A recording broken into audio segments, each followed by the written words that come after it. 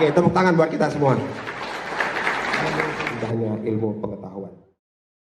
Dewan Pimpinan Daerah atau DPD Partai Demokrat Aceh menggelar rapat pimpinan daerah atau Rapimda dan pembekalan calon legislatif atau caleg DPR RI, DPRA, dan DPRK Kabupaten Kota se-Aceh pada Sabtu pagi.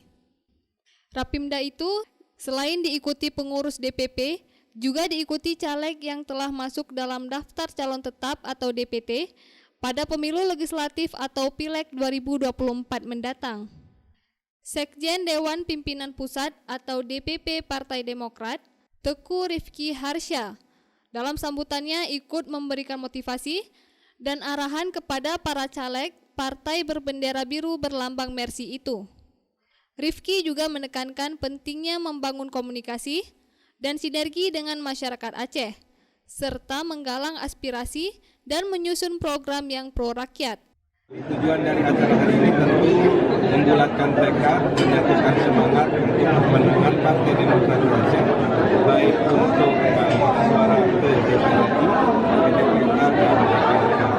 Dan tentu juga di sini kami juga terus mengingatkan para caleg Partai Demokrat untuk terus berinteraksi dengan masyarakat dan menggalang aspirasinya dan juga melakukan kampanye sesuai aturan yang berlaku. Pesan kita adalah mari dalam momentum pemilu legislatif 2024 ini para caleg Partai Demokrat untuk melakukan ikhtiar politiknya bersama masyarakat Aceh tentunya, tidak hanya untuk mengejar jabatan tapi adalah untuk mengejar kondisi masyarakat Aceh yang lebih baik lagi.